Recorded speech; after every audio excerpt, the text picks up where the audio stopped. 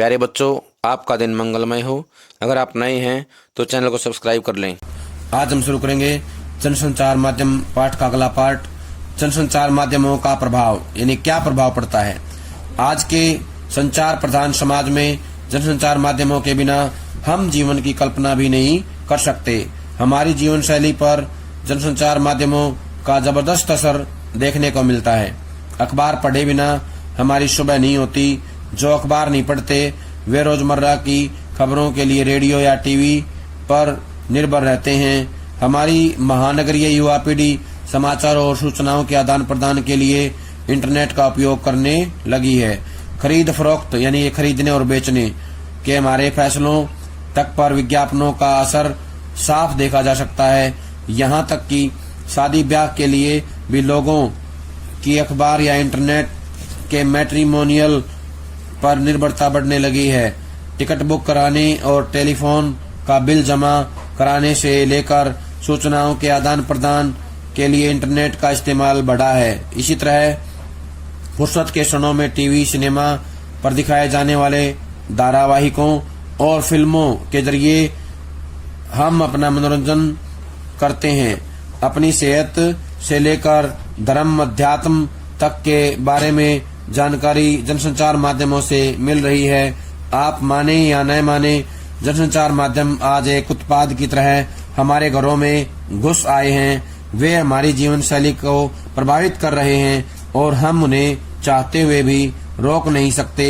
हमें इसमें कोई दो राय नहीं है कि जनसंचार माध्यमों ने हमारे जीवन को और ज्यादा सरल, हमारी क्षमताओं को और ज्यादा समर्थ, हमारे सामाजिक जीवन को और अधिक सक्रिय बनाया है। साथ ही उन्होंने हमारे राष्ट्रीय जीवन को गतिशील और पारदर्शी बनाया है। सूचना और जानकारियों के आदान प्रदान से लेकर लोगों को एक दूसरे से जोड़ने तक और बहस तथा विचार विमर्श से लेकर लोकतांत्रिक क्रियाओं को मजबूत बनाने तक में जनसंचार माध्यमों की महत्वपूर्ण भूमिका है। आज राष्ट्रीय स्तर पर हमारी राजनीति और हमारी अर्थनीति तक जनसंचार माध्यमों से प्रभावित होती है। खासकर आपातकाल के बाद जनसंचार माध्यमों की ताकत लगातार बढ़ी है और राष्ट्रीय जीवन में उनका हस्तक्षेप भी बढ़ा है। वे न सिर्फ सरकार के कामकाज की निगरानी करते हैं बल्कि सरकार के गलत फैसलों के खिलाफ आवाज भी उठाते हैं। राष्ट्रीय स्तर पर फैलते जा रहे हैं। जनसंचार माध्यम संभावनाएं और खतरे, यानी कौन कौन सी संभावनाएं, कौन कौन से खतरे हैं। सामाजिक विकास और आधुनिकीकरण के संदर्भ में यदि संचार के इन प्रकारों पर हम विचार करें तो इस क्षेत्र में उसकी कई संभावनाएं स्पष्ट होंगी। संचार साधनों को उचित दिशा देकर नए मूल्य प्रतिष्ठित कराए जा सकते हैं, यानी कि नए मूल्य स्थापित किए जा सकते हैं। समाज को परंपरा से प्रगति की ओर मोड़ा जा सकता है। उनकी सहायता से जनमानस को आधुनिकीकरण के लक्ष्यों और कार्यक्रमों को स्वीकार करने के लिए प्रेरित किया जा सकता है। जनसंचार के साधन उनके सम्मुख नए जीवन का एक आकर्षक विकल्प प्रस्तुत कर उन्हें जड़ता का मार्ग छोड़ सक्रियता की राह अपनाने की प्रेरणा दे सकते हैं। जागृत जनमत प्रगति की अनिवार्य शर्त है और इसे तैयार करने में जनसंचार के साधनों की बड़ी ही महत्वपूर्ण भूमिका है। मनोरंजन के साथ साथ विकास का संदेश बड़े सार्थक ढंग से जनसाधारण तक पहुंचाया जा सकता है। इन प्रभावशाली संभावनाओं के साथ संचार की सीमाओं पर ध्यान रखना भी आवश्यक है। संचार एक अस्त्र है। संचार एक अस्त्र है, उसका दुरुपयोग भी हो सकता है, सदुपयोग भी हो सकता है। सदुपयोग होता है अच्छे काम में इस्तेमाल करना, दुरुपयोग होता है बुरे काम में। उसका सदुपयोग भी हो सकता है और दुरुपयोग भी हो सकता है। मूल प्रश्न है, यह अस्त्र किसके हाथ में है?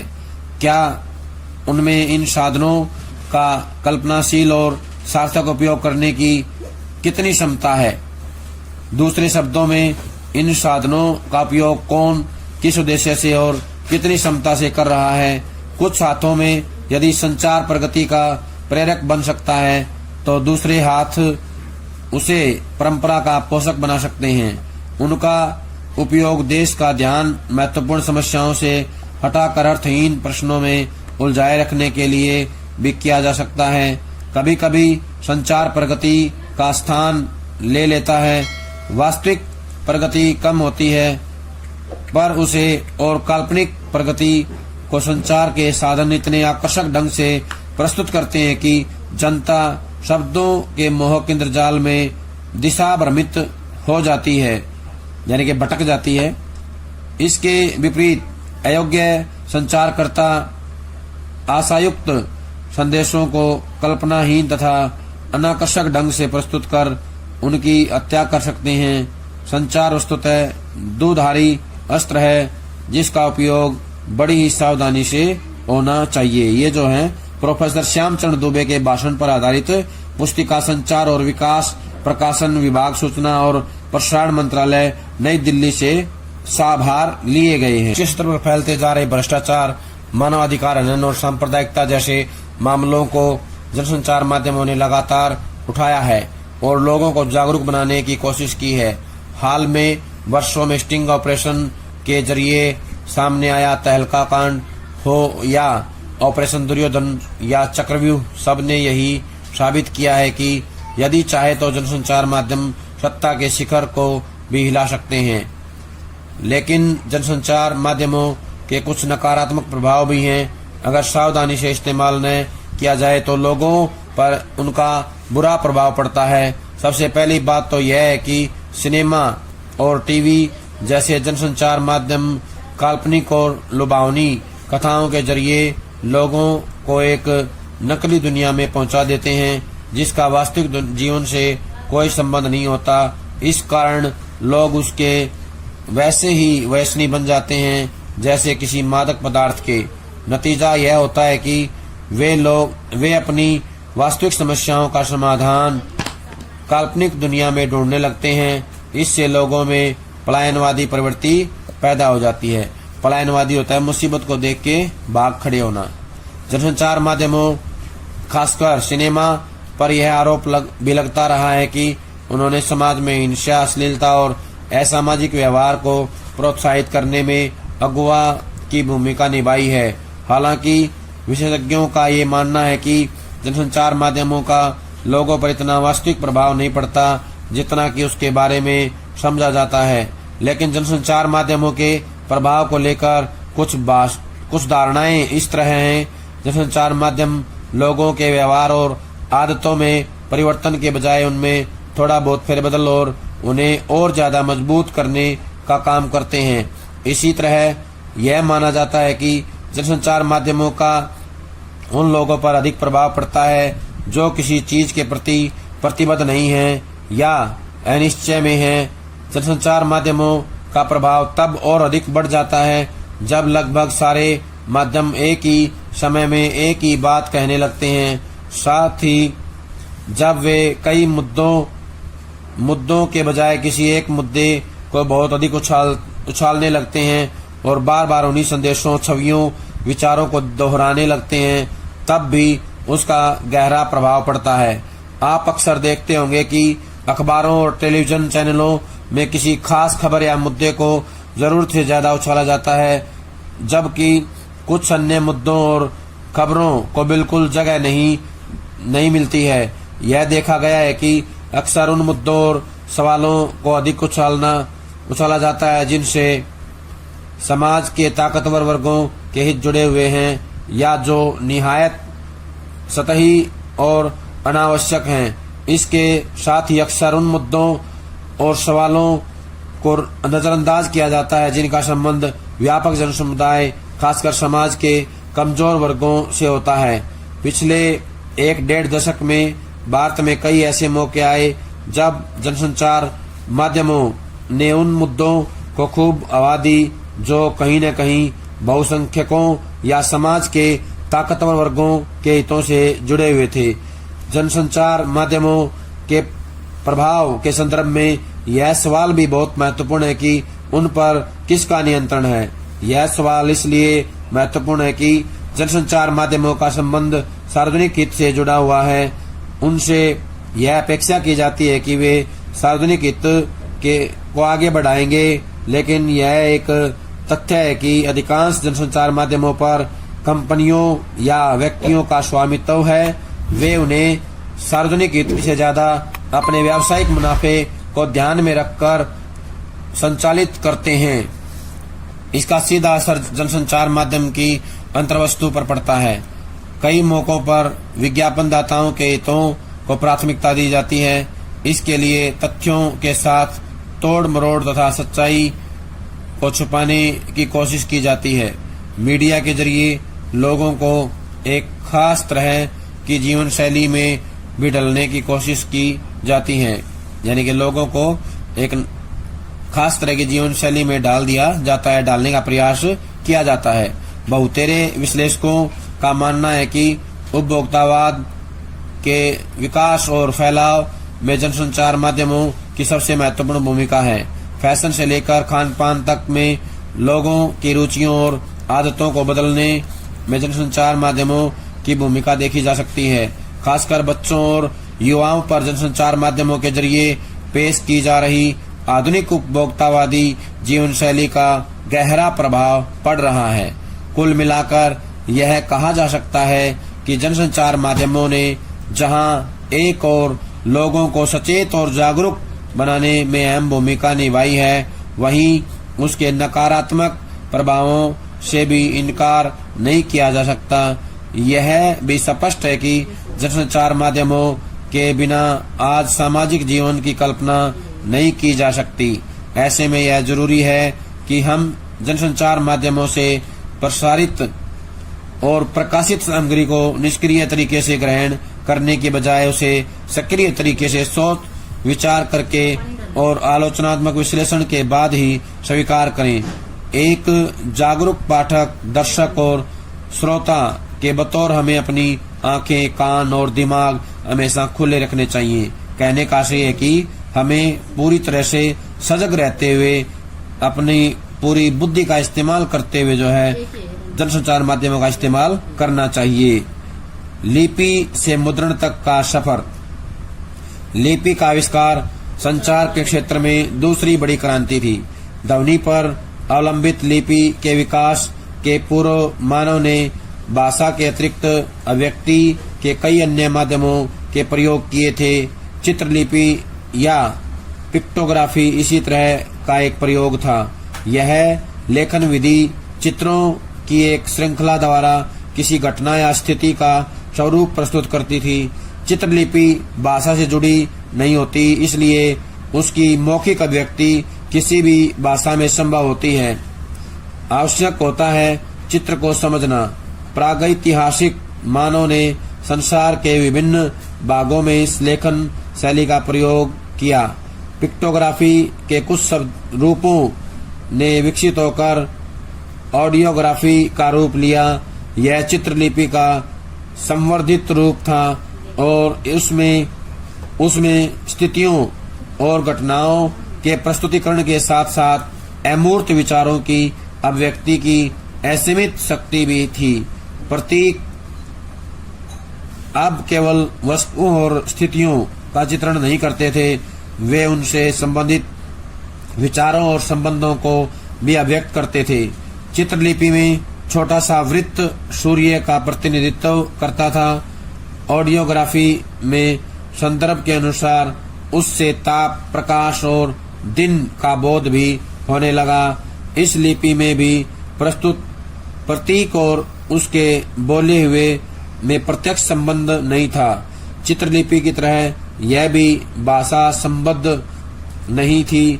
ध्वनि पर आधारित लिपियों के विकास के पहले कई संक्रमणकालीन लिपियां आई जो मूलतः ऑडियोग्राफी थी, पर जिनमें धीरे धीरे ध्वनि आधारित तत्व सम्मिलित हो रहे थे। प्राचीन मेसोपोटामिया और कीट की तथा हिट्टाइट इस वर्ग की हैं।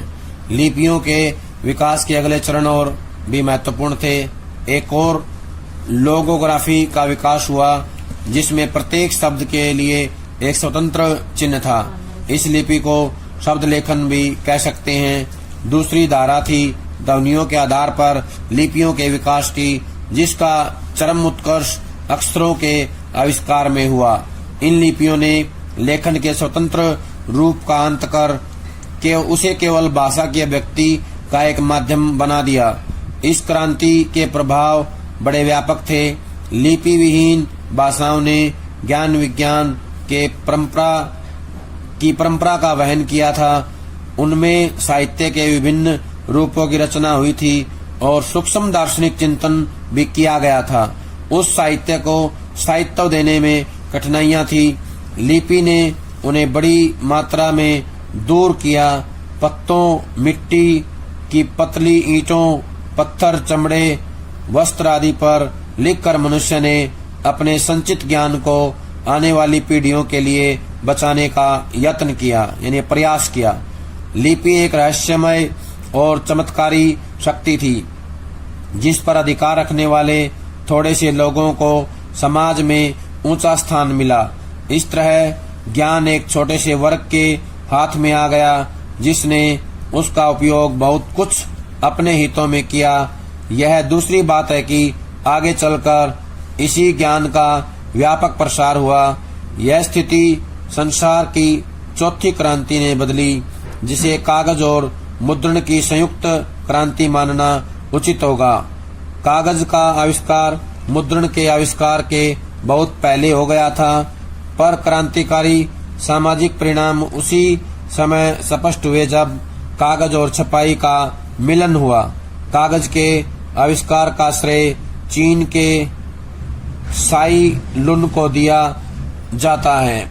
तो प्रश्न आएगा यहाँ पे, कागज के आविष्कार का श्रेय किसको दिया जाता है? चीन के साई लुन को दिया जाता है, जिसने ईस्वी सन 105 में वृक्षों की कूटी हुई छाल, सन, पुराने कपड़े और मछली पकड़ने के पुराने जालों के उपयोग से कागज बनाया।